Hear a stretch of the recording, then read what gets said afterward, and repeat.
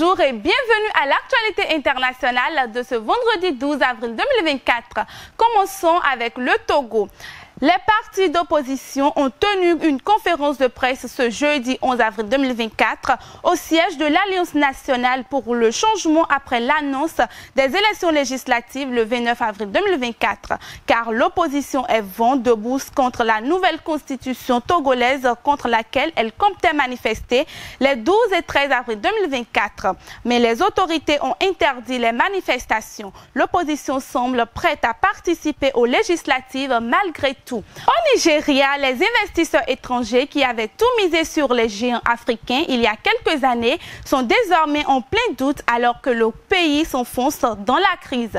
La dévaluation brutale du Naira, l'augmentation des coûts et les efforts du gouvernement pour tenter de renflouer les caisses publiques font monter la pression sur les investisseurs et certains ont déjà quitté le pays. Au Burkina Faso, le gouvernement a adopté ce jeudi 11 avril 2024 un décret pour la création d'un établissement pénitentiaire militaire à Ouagadougou. Selon le gouvernement, l'actuel établissement est trop petit et ne peut plus contenir les personnes dans le respect des normes prescrites en la matière. L'adoption de ce décret permettra à la justice militaire de se conformer aux standards des établissements, indique le gouvernement. En Côte d'Ivoire, le général Brice Oligui Nguema est à Abidjan depuis ce 11 avril 2024 pour une visite d'amitié de 3 jours. Il a été reçu en début d'après-midi de ce jeudi 11 avril 2024 par le président ivoirien Alassane Ouattara, avec lequel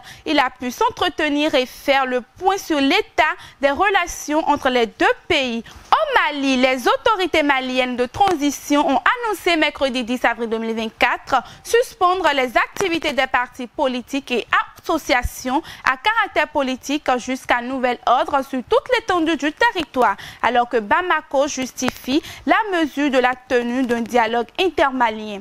Les partis politiques et associations ont exprimé leur stupéfaction, la jugeant brutale, illégale et issue d'une dictature rampante. En Ukraine, pour finir, le Parlement a finalement adopté ce jeudi 11 avril 2024 une nouvelle loi de mobilisation pour faire face aux offensives terrestres russes. Ce texte a été au cœur de la polémique en Ukraine ces derniers mois. Les militaires et leurs familles réclament un répit. Chers amis internautes, c'est tout pour l'actualité internationale de ce vendredi. Merci de nous avoir suivis. À la prochaine.